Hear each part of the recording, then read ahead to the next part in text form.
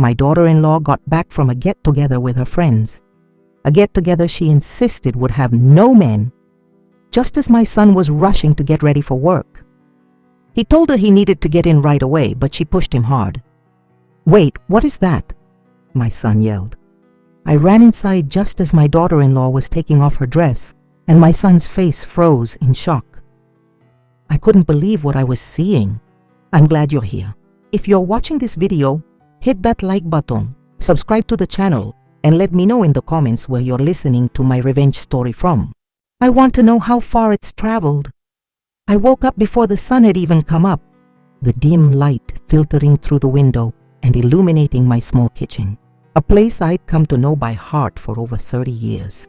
At 67, I still kept the habit of getting up early to make breakfast for my son, Alex, my daughter-in-law, Isabella, and my granddaughter Lucy. Suddenly, the clumsy sound of keys fumbled at the front door, as if someone was trying to open it without a steady hand. Then the old wooden door creaked open with a long, sad groan. I flinched, stopped what I was doing, and turned to look. Isabella, my daughter-in-law, stumbled in. Her hair, usually perfectly styled, was now tangled like a bird's nest. Her eyes were sunken under smudged makeup, and her whole body reeked of a strong smell of alcohol, mixed with some cheap, suffocating perfume. I froze, my heart pounding.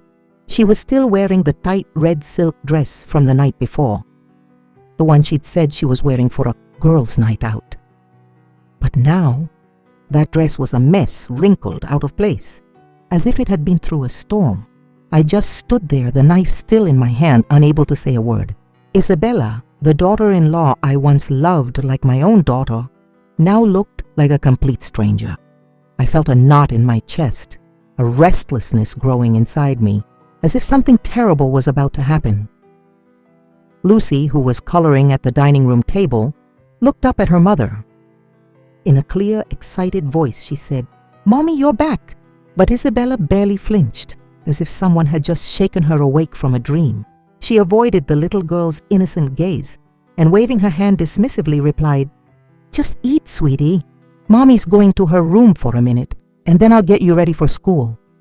Her voice was weak, shaky, as if she were trying to hide something. I watched her go, feeling a heavy weight in my heart. Lucy, not noticing anything strange, went back to her drawing, humming softly. Alex, my son, came out of the bedroom, fastening the last button on his shirt. When he saw his wife, he frowned, and a flash of suspicion appeared in his eyes. I knew he was trying to hold himself back, but his voice couldn't hide his annoyance. "Where were you last night?" The question was short but heavy, like a stone dropping into a calm lake. Isabella answered quietly, her eyes fixed on the floor. "We had a lot of fun, and I just crashed at a friend's place." Her words sounded fake, like a rehearsed excuse. Alex shook his head, looking tired, and turned to go to the bathroom to finish getting ready for work. I watched him leave and felt a sharp pain in my heart. My son wasn't one to get angry easily, but I knew that deep down, he was hurt. Suddenly, like a startled squirrel, Isabella rushed to the bathroom, getting there before Alex. She slammed the door shut, and we heard the lock click firmly into place. "Let me shower first, just wait a minute," she yelled from inside, her voice hurried, almost desperate. From the kitchen not far away, I felt my heart race. Something wasn't right, not at all. Alex frowned and knocked on the door. "I'm already late for a meeting, I just need to get in and shave." His tone was still calm, but you could hear the frustration underneath. "No!" Isabella practically screamed from inside, with an unusual sharpness. "Just give me 5 minutes." That strange firmness sent a chill down my spine. Isabella had never acted like this, especially not with Alex. I stopped cutting the tomatoes, my eyes fixed on the bathroom door, as if it were hiding a terrible secret. Alex lost his patience. He shoved the door harder than I expected. The door flew open and Isabella stumbled to the side, the delicate red dress slipping off her shoulder. The loud bang made me jump and I ran over immediately. Lucy, from the table, also looked up and asked with concern, "Grandma, what happened?" Under the bright bathroom light reflected in the large mirror on the wall, I saw a scene that made my blood run cold. Alex stood there paralyzed, his eyes wide with horror. On Isabella's pale neck and shoulders were dark, bruised kiss marks, like ink stains on a white sheet of paper. On the floor, tossed aside, was a piece of black lace lingerie, peeking out from under the hem of her dress, completely different from the simple beige set I had seen her wear yesterday. I stood there, my feet glued to the floor, my chest tight. "Oh my God!" I whispered unintentionally, my voice breaking. Alex yelled, his voice trembling with rage and pain. "Wait, what is that?" His eyes were locked on the marks on his wife's body, as if he couldn't believe what he was seeing. Isabella, in a panic, scrambled to pull her dress up to cover herself. Her face was pale, her hands shaking. She couldn't say a word, just backed away and ran to the bedroom, slamming the door behind her. That slam sounded like a hammer blow straight to my heart. The silence that followed was terrifying, broken only by the ticking of the clock, as if it were marking the beginning of a tragedy. Alex collapsed into a nearby chair, his face as white as a sheet of paper. His lips trembled, but no words came out. I looked at him, my heart torn to pieces. This was the son I had sacrificed my whole life for, my pride, and now he was falling apart in front of me. I wanted to hug him, to say something to comfort him, but my throat closed up and I couldn't speak. With trembling hands, I brought the tray of toast to the table, trying to keep Lucy from noticing the chaos that had just erupted. The little girl was still coloring innocently, but her worried eyes were breaking my heart. "Grandma, is Mommy okay?" she asked in a small voice. I forced a smile and stroked her head. "It's nothing, sweetie. Your mom is just tired and needs to rest a little." I sat down next to Alex, my old hand resting gently on his trembling shoulder. I looked at him. His eyes were red, his face pale, as if his soul had left his body. The whole house felt suffocating, dominated by the silence and the ticking clock, marking every second of pain. In that instant, a flood of distant memories came back to me, like an old movie full of warmth and sadness. Over 30 years ago, when I was just 32, my life changed forever. My husband, Raymond, died in a scaffolding accident at a construction site. I still remember the afternoon they knocked on the door, the trembling voice that gave me the news. I held Alex, who was only 3 at the time, tight in that empty house, tears streaming down my face, unable to form words. A young widow, broke, with no family nearby. All I could do was look at my little boy and promise myself, "Mercedes, you have to be Raymond now too. You have to raise this boy to be a good man." The days that followed were a string of hardships. By day, I worked at Connie's bakery, spending hours in front of the hot oven, kneading dough until my hands swelled. At night, I'd take my little wooden cart to the street corner and sell hot tamales to people passing by. My hands were covered in calluses and my back ached so badly that some nights I could only find one position to sleep in. But every time I saw Alex sleeping soundly in his little bed, with a bit of milk still on his lips, all my tiredness would melt away. "As long as you eat well and go to school, I can handle anything," I would tell myself. Alex, from a young age, was a very understanding child. He never asked for anything, never complained, though sometimes I'd catch him glancing at the neighbor kids playing with toys he could only dream of. Once I found him sitting in a corner of the house, a pencil in his hand, drawing buildings on a piece of old paper. "Mom, one day I'm going to build you a huge, beautiful house," he told me, his eyes shining. I just smiled, stroked his head, and silently prayed for his dream to come true. The day Alex was accepted into the construction program at the University of Houston, I cried all night. To pay his tuition, I had to sell the last piece of land inherited from my ancestors. It was a small lot on the outskirts of town, where Raymond and I had once dreamed of building a house for our whole family. But it didn't hurt. "You have to study. You have to get out of this life of suffering," I told myself. On his graduation day, wearing his cap and gown, Alex ran across the university lawn and hugged me tight.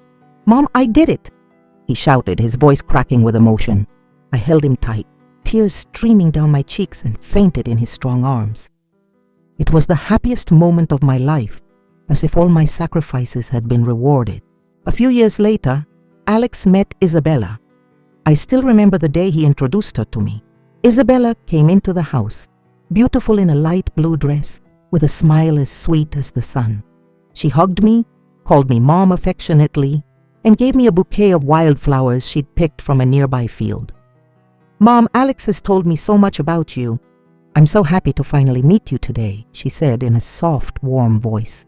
I looked into her eyes, saw sincerity, and my widow's heart felt comforted. My son chose a good girl, I thought, full of hope. Isabella was very thoughtful. She often came to the house with small gifts, sometimes a jar of homemade jam, other times a handkerchief embroidered with flowers. Whenever my back hurt, she would sit and give me massages while telling me funny stories from her job at the real estate agency.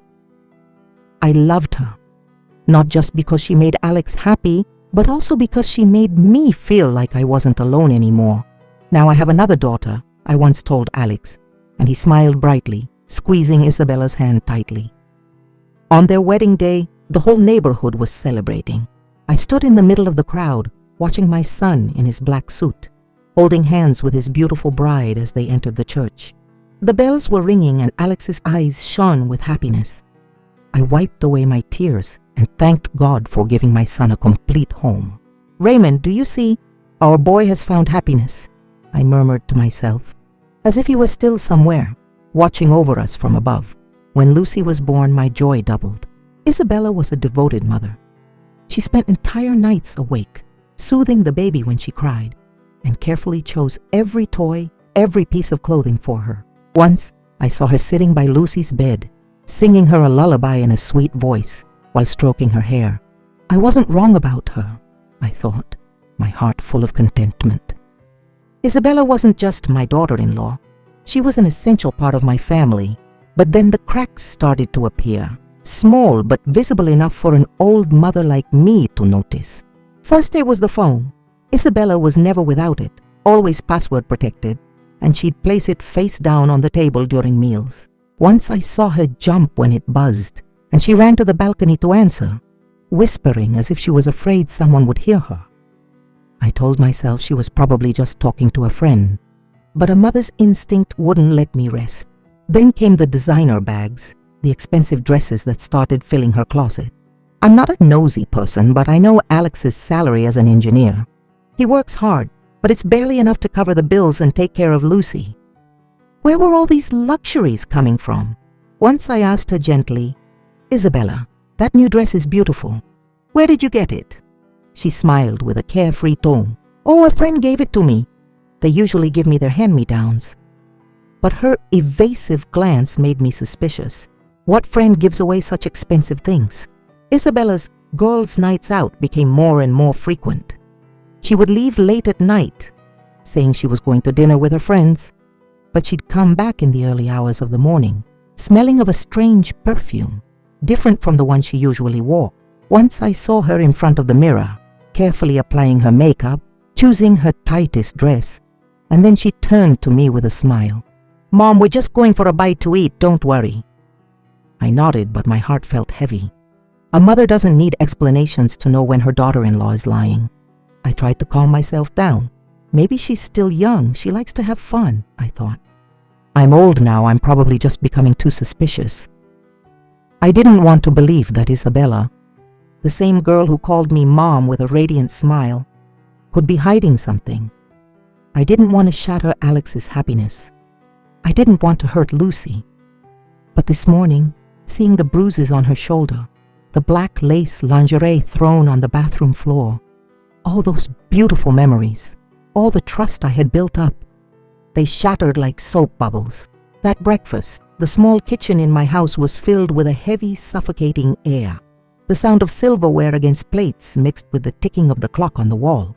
Alex was there, his gaze empty, poking listlessly at his fried egg, as if he no longer knew what he was doing. I looked at him, my heart torn apart. Just yesterday he was laughing with Lucy, his voice full of life. Now he looked like a shadow, trapped in the pain and doubt that I also felt. Isabella sat across from him, her head down, barely moving the fork between her fingers. She took a bite of toast and immediately stood up, trying to sound natural. "I'm going to take Lucy to school. You guys keep eating." Lucy, with her innocent eyes, took her mother's hand, skipping happily towards the door, chattering excitedly about her math test today. I watched them leave and felt a mix of emotions that was hard to describe. I wanted to stop Lucy, to hug her and protect her from the dark secrets that haunted our family. But I could only stand there, helpless, my hand gripping the edge of the table tightly. When Isabella returned, the atmosphere in the house grew even more tense. She walked in, her heels clicking against the wooden floor, but her steps no longer had their usual confidence. I was sitting at the corner of the table, pretending to clean some glass cups, though my eyes never left her. Isabella stopped in front of Alex, hesitated for a moment, and then sat down beside him. Her face looked tired, her eyes puffy and shining as if she were about to cry. I knew right away that a scene was about to begin. Alex looked up, his brows furrowed and his gaze cold. He pronounced each word firmly, his voice trembling with rage. "What are those marks, Isabella? And the lingerie? That's not what you were wearing last night. Explain." The question landed like a knife, cutting through the suffocating silence. I stopped cleaning the cup, my hand frozen in midair, my heart pounding. I wanted to hear. I wanted to know what she would invent to justify those undeniable marks. Isabella looked up, her eyes wide with a look of surprise, as if she were being unjustly accused. Then, like a seasoned actress, she burst into tears. Tears streamed down her cheeks, her smudged makeup making her look even more distraught. What do you think of me, Alex?" She sobbed, her voice choked. "Last night we just had a surprise pool party. It was just me and my friends, no one else." I watched in silence, though inside I was a whirlwind of emotions. A pool party? I tried to remember. Last night she said she was just going to dinner with her friends. She didn't mention anything about a pool or a party. The lie was too clumsy, but her frightened look sent a chill down my spine. She was hiding something, I was sure of it. Isabella continued, her voice trembling as if she was struggling to contain her pain. "We were having fun, and they pushed me into the water while I was still dressed. My underwear got wet, so I had to borrow a pair from a friend. Do you think I wanted that to happen?" She covered her face with her hands, her shoulders shaking as if she couldn't bear her husband's distrust. Alex kept frowning, his eyes still fixed on her neck, where the bruises were still visible. "And these marks?" he asked, his voice lower but filled with a mix of pain and anger. "Don't tell me you fell, Isabella." She quickly brought a hand up to cover the marks, her tone annoyed. "They're just bug bites. We were in the garden drinking late. There were a lot of mosquitoes. You don't believe me. Do you really think I would do something like that to you and Lucy?" That last question was like an arrow straight to Alex's heart. I saw him freeze, the fury in his eyes starting to give way to confusion. He looked at his wife, then at the table, clenching his fists as if he were fighting with himself. I was still in the corner, a witness to this flawless performance. Every word, every tear from Isabella was calculated. She knew how to make him doubt, how to make him feel guilty for not trusting her. I wanted to stand up, to scream that it was all a lie, that those bruises weren't bug bites, that the black lace lingerie couldn't have been borrowed. But I held back, because I knew that if I spoke up now, Alex would only think his mother was trying to break them up. After a few minutes of tense silence, Alex sighed, his voice dropping to almost a whisper. "I'm sorry. I just let my anger get the best of me." That apology squeezed my heart. I knew my son. He loved Isabella, loved her to the point of blindness. And that love was exactly what made him so easy to deceive. Isabella skillfully rested her head on her husband's shoulder, wrapping her arms around him like a kitten seeking shelter. "I just want you to trust me," she whispered, her voice sweet but full of calculation. In the end, Alex gave in. He hugged her, comforted her, as if all his doubts had vanished. I looked away, not wanting my son to see the doubt and pain in my eyes. I felt my heart clench. I had once loved Isabella, saw her as a daughter. But now, watching her act so perfectly, all I saw was a stranger, someone who was taking advantage of my son's love. Every gesture, every word from her was like a stab, tearing apart the trust that had been built over so many years. Just then, Lucy came running out of her room, her little feet bouncing and a radiant smile on her face. "Mommy, did you have fun yesterday?" the little girl asked, her voice clear, without the slightest suspicion. Isabella flinched, her smile tightening. She quickly stroked the little girl's head, faking cheerfulness in her tone. "Yes, sweetie, I had a great time with my friends." But her eyes met mine, revealing a flash of panic, as if she were afraid I would say something in front of Lucy. I smiled at my granddaughter and pulled her towards me. "Come to Grandma. Tell me what you learned in school today." But inside, I felt like I was being torn apart. Looking at Lucy, all I wanted was to protect her, to keep her innocent world intact, untainted by her mother's secrets. But how could I explain to her that her mommy, the person she loved most, was weaving a web of lies? I got up and took the food tray to the kitchen, trying to keep my hands from shaking. The smell of alcohol from the night before, Isabella's frightened look, and those bruises that couldn't possibly be bug bites, they were all pieces of a horrifying puzzle. I knew things weren't as simple as she claimed. Borrowed underwear, a pool party. Her excuses were flimsy, fake. But what hurt the most was that Alex, my son, had chosen to believe those lies. A few days later, Alex seemed to have forgotten everything.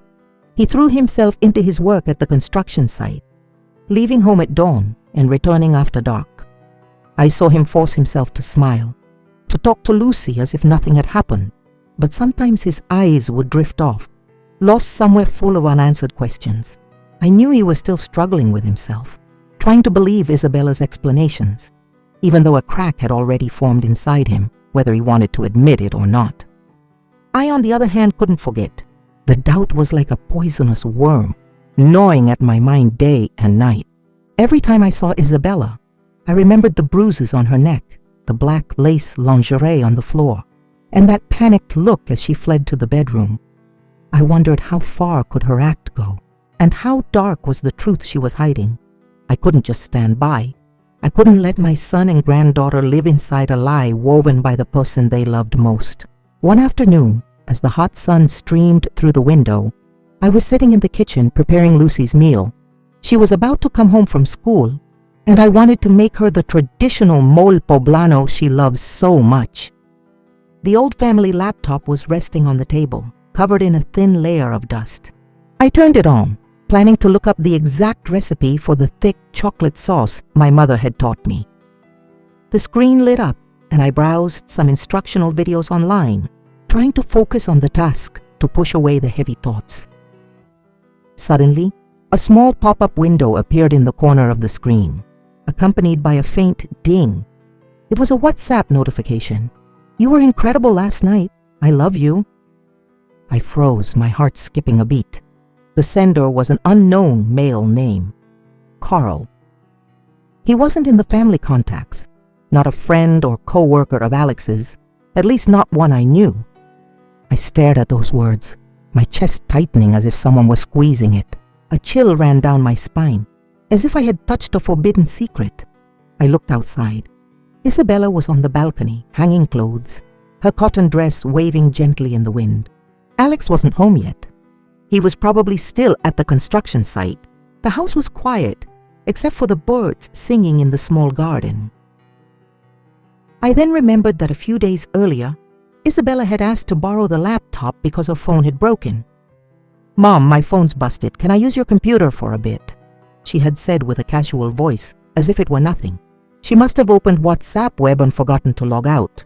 I took a deep breath to calm myself and, trembling, moved the cursor to the WhatsApp icon. The screen opened and a dirty world unfolded before my eyes. I was paralyzed, my hands gripping the edge of the table, as if I needed something to hold on to keep from falling. Dozens of romantic chats appeared, sweet phrases mixed with obscenities, each line like a knife to the heart. It wasn't just one man. There were many different ones. I scrolled down, and every message, every photo was like a direct slap in the face. A man who introduced himself as the local police chief wrote, "I'm here. My love, don't be afraid of anything." Another, saved as boss, surely her former employer, sent her the bill from a lavish dinner at a 5-star restaurant, along with a message, I miss your scent from last night. A gym trainer with photos showing off his muscles wrote things so vulgar I couldn't bring myself to read them completely. A bank employee called her my queen and sent her proof of large money transfers, as if he was supporting her. Even more terrifying, a man named Raul was discussing the purchase of merchandise with her, referring to illegal steroids, with phrases like, "The new stuff is in, want to try it?" I was struggling to breathe, my chest felt so tight. Photos of Isabella in provocative lingerie, taken in hotel rooms, appeared one after another in clear detail. I didn't want to look, but my eyes were glued to the screen. Every word, every image was a knife twisting deeper into a mother's heart. I had loved Isabella, had seen her as a daughter. I thought she was a gift God had given to Alex, to our family. But now, it all turned out to be a lie, a play staged to hide a disgusting truth. My hands were shaking uncontrollably. I quickly took out my phone and took screenshot after screenshot. Every photo, every message. I saved them carefully and sent them immediately to my own phone, as if I was afraid it would all disappear if I waited a second longer. I didn't know what I would do with this evidence, but I knew I had to keep it, that I had to protect my son and my granddaughter. "Grandma, I'm so hungry!" Lucy's voice echoed from her room, snapping me back to reality. I jumped, closed the chat window immediately, and pretended nothing had happened. I quickly wiped my tears, forced a smile, and went into the room to hug the little girl. "Sweetie, the food is ready. Let's go eat," I said, my voice trying to stay steady. Lucy looked at me with her bright eyes, then took my hand and pulled me towards the kitchen. Looking at her, all I wanted to do was hold her tight, to shield her from the terrible secrets her mother was hiding. A few minutes later, Isabella walked into the kitchen, calm as ever. "Did you use the computer, Mom? Is it running fast?" She asked, her voice soft, the same sweet smile she wore every day on her lips. I looked at her, trying to keep my voice from trembling. "Yes, I was just looking up a recipe. The machine works fine." She nodded and turned away, continuing with her laundry as if she didn't have a care in the world. But I knew that behind that smile was another person, someone living a double life. That night, when the whole house was asleep, I stayed alone in my room, the light from my phone illuminating my face. I opened the saved photos again, every message, every image. Each word was like a new knife sinking into my heart. I thought of Alex, of the years he grew up through my sacrifices. I thought of Lucy, of the little girl's innocent laughter. And I thought of Isabella, the woman I once trusted and came to love. All that trust was shattered. I knew I couldn't tell Alex right away. He loved Isabella, loved her with a dangerous blindness. If I showed him this evidence, he might think I hated his wife, that I was trying to break up his family. I couldn't let him suffer more or lose faith in everything. But I couldn't let this continue either. I whispered in the darkness, talking to myself, "Mercedes, you have to stay calm. This is just the beginning." From the day I saw those terrible messages on the laptop screen, I could no longer look at Isabella the same way. She now seemed like an expert actress, playing the part of the perfect wife and mother in her own twisted play. I started to watch her, silently, carefully, like a reluctant detective. And the more I watched, the more terrified I became of her ability to hide. The way she lived two lives without showing the slightest crack in front of Alex and Lucy.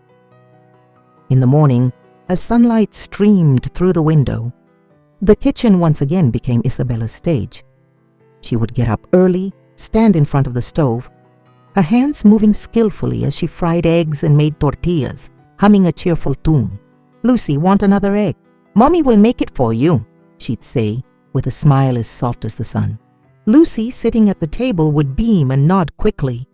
"Yes, Mommy, yours are the best." Alex, walking in while adjusting his tie, would also smile and praise her. "Smells delicious, honey. Thanks for breakfast." Isabella would turn, give him a light kiss on the cheek, and reply in a sweet voice, "Eat up. I'm sure it'll be a busy day at the site." Seeing this scene, anyone would think they were a happy family with a devoted wife. But I, sitting in the corner of the table with a now cold cup of coffee, just felt a chill run down my spine. I noticed that every time Isabella's phone buzzed, she would flinch, though she tried to cover it up with a forced smile. She'd get up, excuse herself softly. "I'm just going to the balcony for a second. A friend is calling." Then she'd quickly step outside, close the glass door, and talk in a low voice to someone on the other end. Once I was near the door and overheard a snippet. "Don't text me at this hour, he's starting to get suspicious."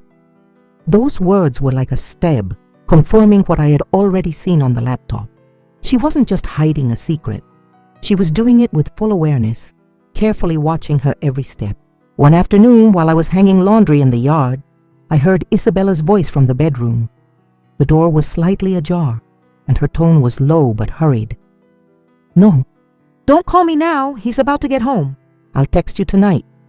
I froze, Lucy's shirt still in my hand, my heart heavy. As my shadow passed the doorway, her voice cut off abruptly, and I heard her hang up in a rush. She came out immediately, and upon seeing me, she flashed a radiant smile. "Hanging up the laundry, Mom. Let me help you." But a flicker of panic in her eyes gave her away. I just nodded, pretending I hadn't heard anything, though I knew I had just stumbled upon another piece of the truth. That night at dinner, Alex was tasting the enchiladas Isabella had made and was praising her enthusiastically. "You cook better than any restaurant, really," he said, looking at her with love. Isabella smiled, but I noticed her hands under the table, typing quickly on her phone, responding to some urgent message without losing the smile on her lips. I watched her from across the table, pretending to eat, but every bite felt stuck in my throat. I wanted to stand up, snatch the phone from her, and show Alex the truth, but I held back. I knew that if I acted rashly, I would only plunge my son into pain without enough proof. One afternoon, I came back from the market earlier than usual. The house was quiet, with only the hum of the fan. As I walked into the living room, a bag of vegetables in my hand, I saw Isabella in front of the large mirror, trying on a tight, emerald green silk dress. She turned, admiring herself with satisfaction. But when she saw me, she jumped, quickly tore off the tag, and threw it in the trash can. "You're back early, Mom," she said, her voice a little shaky, then forced a laugh. "I was just trying on something a friend sent me." I looked her in the eye and replied coldly, "What a beautiful new dress." But Alex just paid a large sum for Lucy's school fees. Where is the money for new clothes coming from now? I emphasized every word, waiting for her reaction. Isabella blushed for a split second, but quickly regained her composure. "Oh, it's an early birthday gift, Mom. I wouldn't dare overspend," she said with the same sweet smile, though her eyes showed her discomfort. I said nothing more, just nodded and turned away, letting her think she had convinced me. But when she left the room, I silently opened the trash can. A piece of a receipt was there, crumpled but still legible. $400 bought at a luxury fashion store on the city's main avenue. I held the paper, my hand trembling with rage. Alex worked tirelessly, sometimes coming home with his hands covered in scratches from the construction site, just to provide for his family. And meanwhile, Isabella, the wife he loved, was spending money on luxuries. Money that came from where? I put the receipt in my blouse pocket, determined to uncover the source of these gifts from friends. Even Lucy, my innocent granddaughter, unintentionally became a piece in this puzzle of truth. One night, while I was knitting her a sweater, Lucy snuggled into my lap and whispered, "Grandma, Mommy goes out with Aunt Valerie a lot. The other day, I even heard her tell her, Alex must never know about us." The little girl finished her sentence, yawned and rested her head on my chest, unaware that her words had made my heart stop for a moment. I stroked her hair and replied softly, "Really, sweetie? And did Mommy say anything else?" Lucy shook her head, her eyes already half closed. "No, she just told me to go to sleep early." I held her tight, but inside me, a flame of anger ignited. Even a child could see something was wrong, and yet Alex, my son, continued to blindly trust his wife. The long nights were no longer peaceful.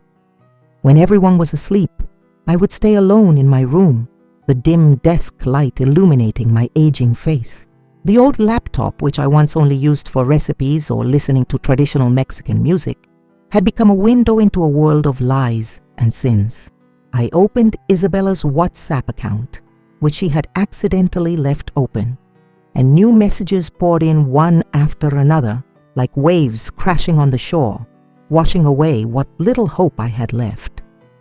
Every night when Alex and Lucy were asleep, I would sit there, my hand trembling as I scrolled through the conversations. A complex and terrifying network of lovers took shape, like a spiderweb woven from deceit. There was a guy who called himself the police chief, who called her my doll and promised her, "With me here, you don't have to be afraid of anything." Those words, in this context, weren't protection, but a veiled threat, as if she had gotten into trouble that only this man's power could cover up. Then there was an ex-boss, a rich man I had once heard her mention as a good acquaintance. He sent her photos of receipts from luxury restaurants, accompanied by phrases like, "I still remember your scent from last night." I looked at those bills, with numbers so large they made me shudder. Alex was breaking his back at the construction site, his hands covered in calluses to support his family, while Isabella was dining in places we had never set foot in. A personal trainer, with selfies showing off his muscles, was even more shameless. He wrote her vulgar messages. "Baby, come back to the gym already. I'm going crazy missing you." I felt disgusted, not just by his words, but by how Isabella responded with hearts and flirty phrases. A married bank employee sent her money regularly, each transfer accompanied by a heart and the phrase, "With me, you don't have to worry about a thing." I saw those transfer receipts for thousands of dollars and wondered, did she sell my son's happiness for all this?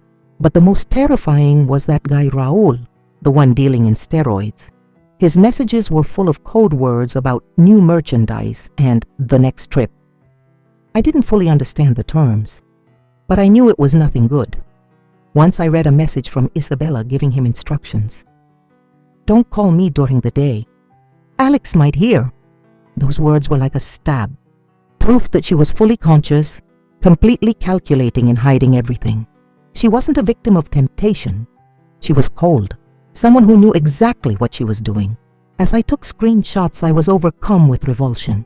Every message, every photo, I saved them carefully, backing them up on my phone and also on an old USB drive that Alex used to use for documents. I was afraid that one day Isabella would remember to log out of WhatsApp web and delete all the evidence. I couldn't let that happen. This evidence, though painful, was my only weapon to protect my son and my grandson. One night, while reviewing the chats, I accidentally opened a voice note Isabella had sent to her former boss. Her flirty, light laugh could be heard. "He's so gullible, like a big kid. He'll never suspect me." That voice, sweet but poisoned, left me breathless. I paused, put my hand to my chest, holding back tears.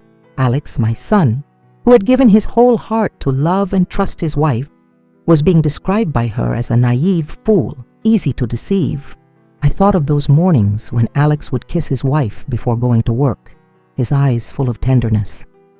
Every time I witnessed that scene, I felt my soul break, as if the betrayal was against me myself. I started writing everything down in an old notebook, the same one where I used to write recipes or reminders. Now it had become a diary of dark secrets. I recorded the day, the time, the content of each message, and even the number of each screenshot. Every detail was carefully filed, as if I were building a case file for a great battle. I knew that if I wanted to unmask Isabella, I had to have clear, irrefutable proof. One afternoon, while I was folding Lucy's clothes, Alex came in, his face tired after a long day at the site. He sat down next to me and sighed. "Mom, Isabella has been shopping a lot lately. Yesterday she showed up with another new purse, said her friends gave it to her." He forced a smile, but I saw a flicker of doubt in his eyes. I looked at him intently and lowered my voice. "Do you really believe that? Those things aren't cheap, Alex." He was silent for a moment, then shrugged. "I guess so, Mom. She wouldn't have a reason to lie."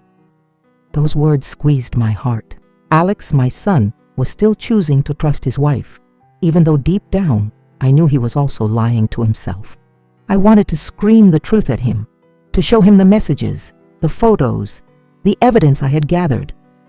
But reason stopped me. I knew that if I rushed, Alex wouldn't believe me. He would think his mother was jealous of his daughter-in-law, that I wanted to destroy his family. I couldn't let that happen. I had to wait, to find the right moment and the right way to unmask Isabella without shattering my son even more. That night, when the whole house was asleep, I sat alone in my room, the notebook open in front of me. I looked at the tightly packed lines of text, the screenshots, and felt a weight on my shoulders. I thought of Lucy, of her innocent smile, of the way she hugged me every night and told me her naive dreams. I thought of Alex, of the years I sacrificed to raise him, of the pride I felt seeing him become a good man. And I thought of Isabella, whom I once loved like a daughter, but who was now the one destroying this family. In that moment, an iron determination was born within me. If you're not clear-headed enough to see the truth, this mother will do it for you, I whispered to myself. I closed the notebook and put it in the secret drawer under my bed.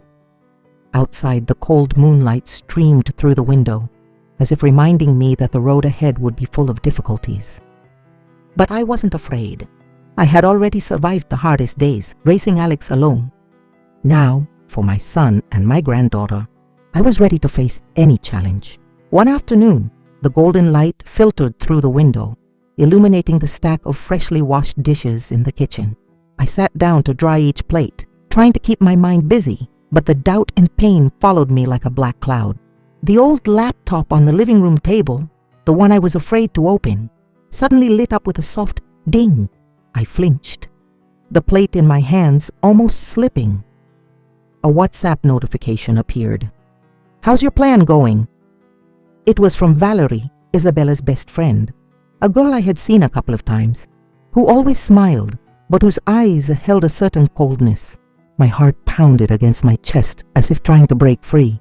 I wiped my hands on my apron and walked quickly to the table, filled with anxiety but also curiosity. It was Isabella's WhatsApp account, the one she had accidentally left open on the laptop. I sat down, my hands trembling, and opened the conversation. The lines of messages appeared, each word like a direct stab to the heart. I scrolled down, and slowly a terrifying plan began to reveal itself. Isabella had written, "He's starting to suspect less. I just need a few more bruises to file the complaint." Valerie replied, "Remember to act well. Next time, try practicing your crying in front of the mirror." I continued reading, my body shaking, my eyes glued to the screen. An audio icon appeared. I held my breath, my hand trembling so much I had to rest it on the table, and I pressed play. Isabella's voice came through, choked, full of apparent pain. "Alex, no. You're hurting me so much." Then she burst into heartbreaking sobs, so convincing that anyone would believe she was suffering something horrible. But I, with a mother's heart, recognized the fakeness in every sound. It wasn't a cry of pain. It was the cry of someone rehearsing, empty of any real feeling. I kept scrolling, and another message sent a chill down my spine. Isabella asked, "If I say he squeezed my hand until it bruised, will that be enough to convince them? Or do I need more proof?" Valerie replied with calculated coldness, "That's more than enough. Use the bruises from the gym and blame him." I sank into the chair, my hand on my chest, feeling like I couldn't breathe. My God, Isabella wasn't just cheating, wasn't just leading a double life. She was also planning to falsely accuse Alex, to ruin his life and even send him to jail. A burning rage surged through me, but it was quickly replaced by terror. Could she, the woman I had treated like a daughter, be so cruel? I grabbed my phone, activated the recorder, and played the entire voice note, carefully recording every sound. Then, I took screenshots of every conversation, every line of every message, not missing a single detail. I did it mechanically, as if stopping meant I would collapse from the pain that was crushing my heart. Every photo, every recording was a piece of evidence, but also another stab to my soul. I thought of Alex, of the loving way he looked at his wife, of how he always tried to be a good husband, a good father, and I thought of Lucy, my innocent granddaughter. What would become of her if her mother succeeded in her cruel plan? Just then, the door opened and Lucy ran in, her face beaming and a paper held high. "Grandma, I got an A on my math test," she yelled, jumping happily towards me. I tried to force a smile, hugged her tightly, but my hands were shaking. "That's wonderful, sweetie," I said, my voice choked, hiding the terror that was burning inside me. Lucy didn't notice. She just kept chattering excitedly about her teacher and her friends. But all I wanted to do was hold her tighter, to protect her from the world of lies her mother was building. That night, as Isabella prepared dinner, I watched her in silence from the corner of the kitchen. She moved naturally, smiling, even humming a cheerful tune as she chopped vegetables. "Mom, eat a lot. I made pozole, your favorite," she said in a sweet voice, as if nothing had happened. I looked at her, at that perfect smile, and felt a shiver run down my spine. A demon disguised as an angel. How could she act so well? How could she stand there, cooking for her family while planning to destroy the husband who loved her? I bit my lip, holding back the rage that consumed me. The sleepless nights made me realize I couldn't keep living in fear and suspicion. I couldn't just sit back and wait for her to carry out her wicked plan. The time had come to act, to get justice for my son and my granddaughter. I searched in the old drawer where I kept my husband's memories and took out Raymond's old cell phone. It had been there for years, covered in a thin layer of dust, but it still worked. I put in a spare SIM card I had bought for long trips and created an anonymous email account with no trace linking it to me. In the darkness of that small room, I felt like a warrior ready for battle, my heart filled with determination, though I was trembling at what I was about to do. I spent a whole night organizing every piece of evidence I had gathered. The screenshots, the recordings, the messages, everything was sorted into well-marked folders, named after each of Isabella's lovers. I did it with the meticulousness of a mother protecting her family, checking every detail as if preparing for a trial. I knew that if I wanted to defeat Isabella, I had to be smart, to move in the shadows, so she wouldn't have time to react. That morning, right after Isabella took Lucy to school, I sat in front of the laptop, took a deep breath, and began my counteroffensive. I opened the anonymous email account and sent the first email to the wife of the banker, the one who had been giving Isabella money. I attached the photos of Isabella and her husband in a hotel, with those tight embraces and passionate kisses that made me sick just looking at them. I wrote a short line, "You need to know the truth about your husband." Then I hit send, my heart pounding as if I had just thrown a stone into a pond. That afternoon, the whole neighborhood was in an uproar. Shouts were coming from the banker's house, mixed with the sound of things breaking. I was in the backyard, pretending to water the plants, but my ears were tuned to every sound. A neighbor ran over to me, whispering, "Mercedes, Mr. Javier's house is in chaos. His wife smashed all the dishes, yelling something about an affair." I just nodded, keeping my face calm, but inside I felt a slight relief. The first blow had hit its mark. Next, I targeted Isabella's ex-boss, the one who had used company money to support her. I sent all the evidence, loving messages, receipts from lavish dinners, to the Human Resources Department and the board of directors of his company. I wrote, "This is how your company's director uses the budget." 2 days later, the local newspaper published a story about a major internal investigation at the real estate firm. I saw his name on the front page, and although no one knew I was behind it, I felt a small glimmer of hope.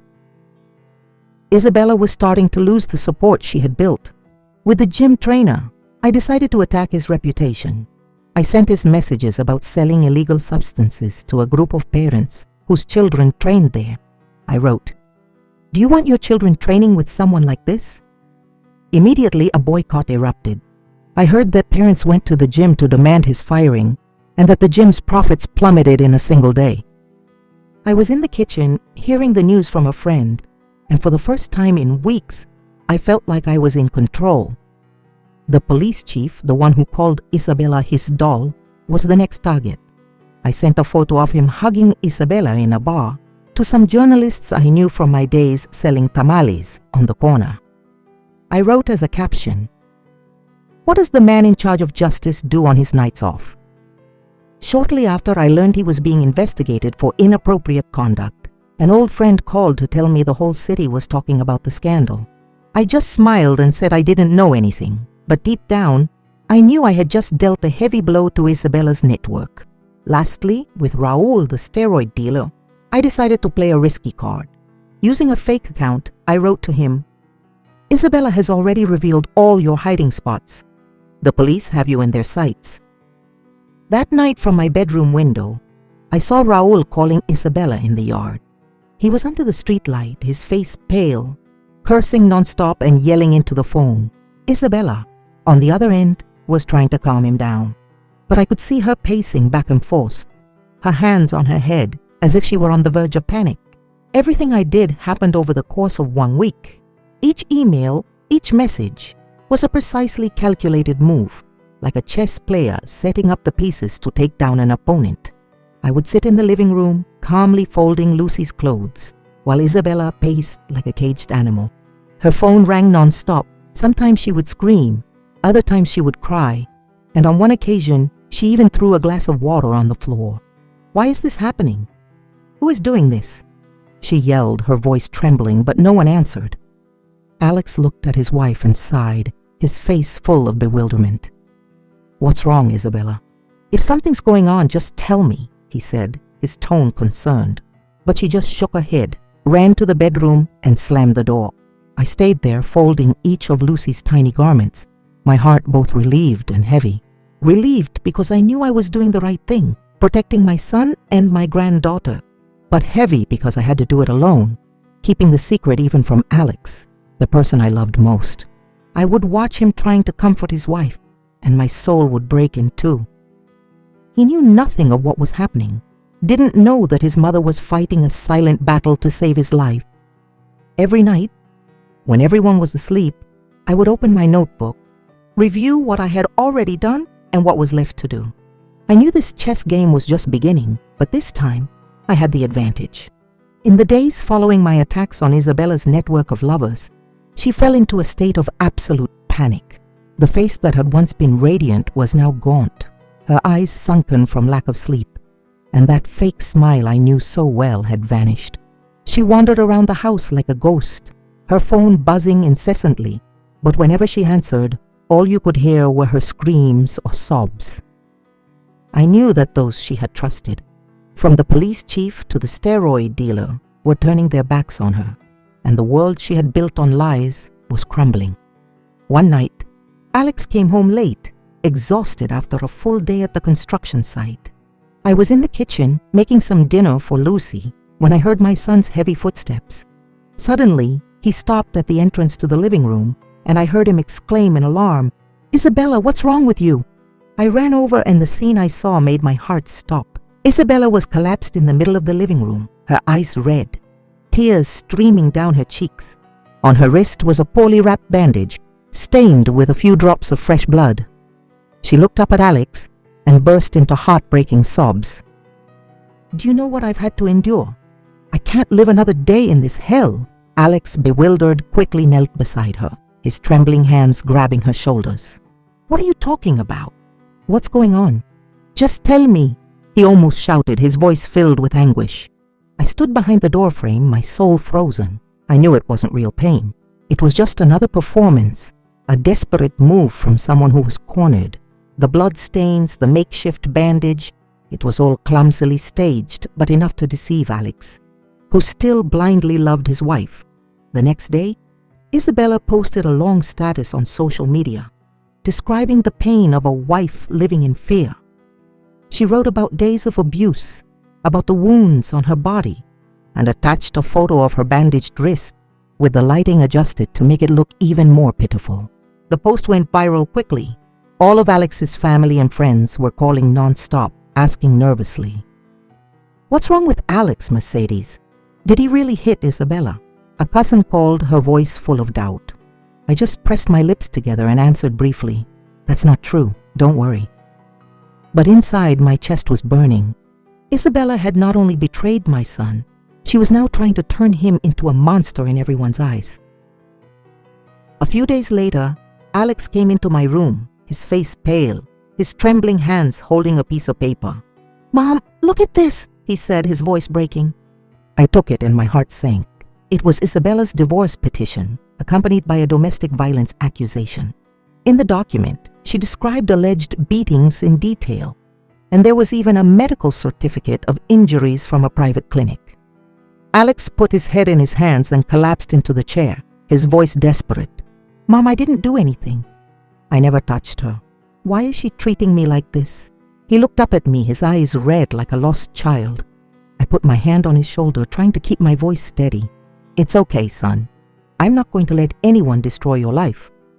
But inside, I felt like I was being torn apart, seeing my son, whom I had raised with all my sacrifice, now broken by the woman he loved, made me want to hug him and protect him like when he was little. But I knew that heart wasn't enough. I had to act, to use my head to save him. That afternoon, I learned that Isabella and Valerie, her best friend, had done a live stream on social media.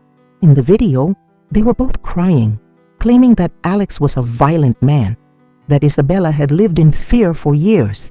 Valerie, with teary eyes, said, "I can't keep watching my friend suffer. Isabella deserves to be free." I watched the screen, clutching my phone, with rage burning inside me. The neighbors started looking at Alex differently, whispering whenever he passed by. An elderly woman next door even pulled me aside and asked in a low voice, "Mercedes, is Alex really like that?" I just shook my head, my voice calm. "Don't believe what you hear. The truth will come out soon." But deep down, I knew I couldn't wait any longer. Isabella had gone too far, and if I didn't act, she would succeed in destroying my son's life. That night, Alex, his face tired and desperate, started packing his things. "I can't stay here anymore, Mom," he said, his voice hoarse. "If she wants a divorce, she can have it. I don't want Lucy to see her parents fighting." He was dragging his suitcase, but I stopped him, grabbing his hand. "You're not going anywhere," I told him firmly. "This is your house. You have to stay and face this. I have enough proof to turn this whole thing around." Alex looked at me with suspicion, but a glimmer of hope shone in his eyes. "Mom, what are you talking about?" he asked. I didn't answer him. I took him to my room, opened the closet, and pulled out the portfolio I had prepared. Inside was all the evidence I had gathered.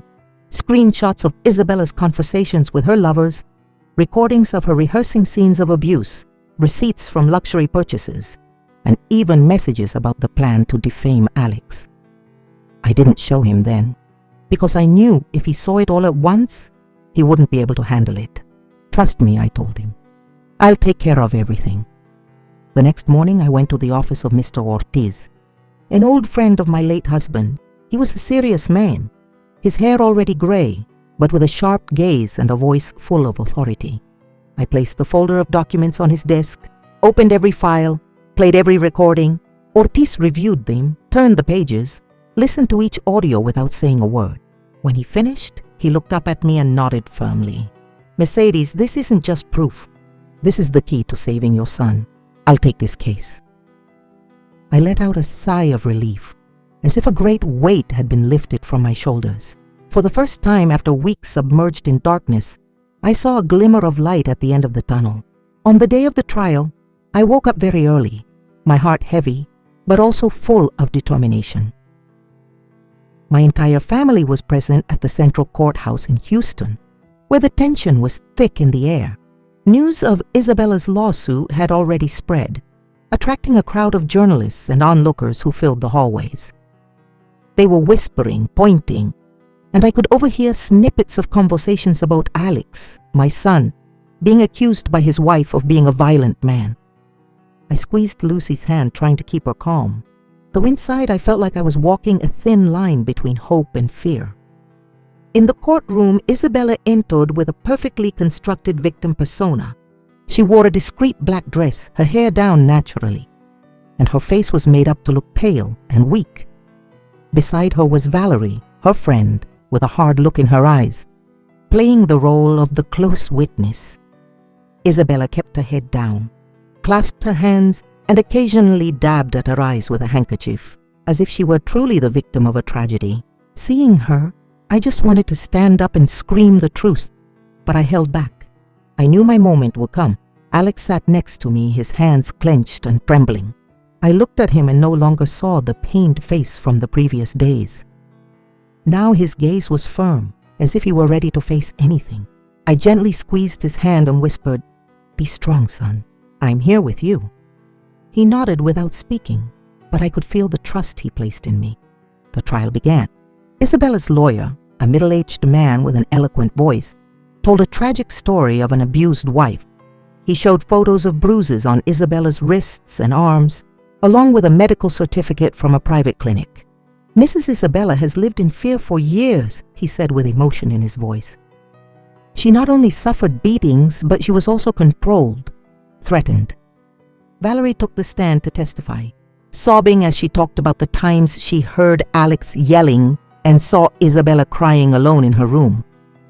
Her performance was flawless, with tears rolling down her cheeks, and it caused a murmur throughout the courtroom. I sat there, gripping the edge of my seat, holding back my rage. Every lie that came from Valerie's mouth, every fake tear from Isabella, was like a knife stabbing me. But I didn't let myself be defeated. I knew I was prepared, and the time had come for the truth to come out. When it was our turn, Mr. Ortiz stood up and calmly opened the briefcase of documents I had given him. He didn't rush or show off. He simply asked for the evidence to be projected onto the large screen in the middle of the courtroom. Isabella's WhatsApp chats with her lovers appeared, sweet nothings, photos taken in hotels, and also messages discussing the sale of illegal substances. The courtroom fell into absolute silence, with only the sound of people's agitated breathing. Then Ortiz played a recording, Isabella's voice rehearsing sobs and phrases to fake being abused. "Alex, no. You're hurting me so much." That fake cry echoed through the room, and I saw several people in the audience shake their heads in disbelief. Finally, he presented the conversation between Isabella and Valerie, where they planned how to create a script to frame Alex. If I say he squeezed my hand and left a bruise, will that be enough to convince them? Isabella's words appeared on the screen. Valerie's face went pale. She stammered, unable to form words, when Mr. Ortiz asked her, "Do you have anything to explain about these messages?" At that moment, Isabella could no longer maintain her victim image. She jumped to her feet and screamed hysterically, "It's fake! It's all fake! He made it all up to ruin me!" Her voice was breaking and her eyes darted around the room in desperation like a cornered animal. But Ortiz replied calmly, "Your Honor, all these files come directly from Mrs. Isabella's WhatsApp account, which was open on the family laptop. The court can verify the metadata to confirm their authenticity." The judge banged her gavel and demanded order. The tension in the room was like a rope about to snap. I felt my heart pounding, but not from fear, but from a relief that was beginning to break through. I knew we were winning. It was my turn to testify. I stood up, walked to the stand, and scanned the courtroom. Isabella was glaring at me with hatred, but I didn't care. I took a deep breath and said in a firm, clear voice, "I, Mercedes Herrera, discovered and saved all of this evidence with my own eyes. I swear before this court that it is all true." I recounted how by chance I saw Isabella's WhatsApp account open on the computer and how I collected every piece of evidence to protect my son. I looked at Alex and his eyes were full of tears, not of pain but of gratitude. After several hours of debate, the judge called for deliberation. The time felt like an eternity, but finally she returned, banged her gavel, and read the verdict. The court finds Mrs. Isabella guilty of defamation and deceit. The court dismisses all allegations of abuse against Alex. His request for divorce is granted, and full custody of the child, Lucy, is awarded to him. The courtroom erupted in murmurs again. Isabella collapsed in her seat, crying desperately. She crawled to Alex's feet, clutching his pants, her voice trembling. "Alex, I was wrong." "I know I was wrong. Please forgive me." But he just looked at her one last time, without love, only with pity and disappointment. He gently removed her hands, stood up, and walked out of the courthouse with me. I squeezed my son's hand tightly and whispered, "It's over. You're free now. Never look back." Alex nodded, his voice hoarse. Thank you, Mom. If it weren't for you, I don't know what would have happened to me. I said nothing, just hugged him, feeling my heart finally at ease. Outside the courthouse, the bright Houston sun lit up the plaza, warm and clear, as if heralding a new beginning. Lucy ran towards us, hugged Alex, and smiled joyfully. Daddy, am I going to be with you and Grandma forever now, right? Alex bent down, stroked the little girl's head, and answered tenderly, That's right, sweetie. From now on, it's just you, Daddy, and Grandma. I looked at them both, my heart overflowing with emotion. I had fought, I had overcome the darkest days to protect this family. The wounds in Alex's soul will take time to heal, but I know that together we will get through it. I looked up at the deep blue sky and murmured to myself, Raymond, do you see? Our son has been saved. And in that moment, I felt a peace I had lost a long time ago. In that moment, I understood something profound. Family is not only a refuge of love, but also the place where courage and clarity are tested. In the face of lies, betrayal, and dark schemes, we can fall, but we can also rise up to defend what is most sacred. I want to say to everyone, never let blind love hide the truth, and never let silence be an accomplice to evil. Because sometimes all it takes is one person to dare to stand up and speak, for the darkness to have nowhere left to hide. The story you've just heard has had names and places changed to protect the identities of those involved.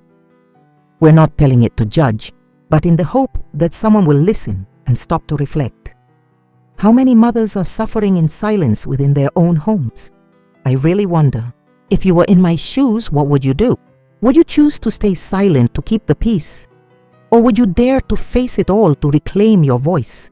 I want to know your opinion because every story can become a candle that lights the way for others.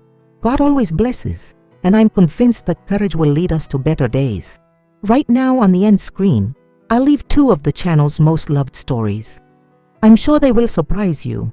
Thank you for staying with me until this moment.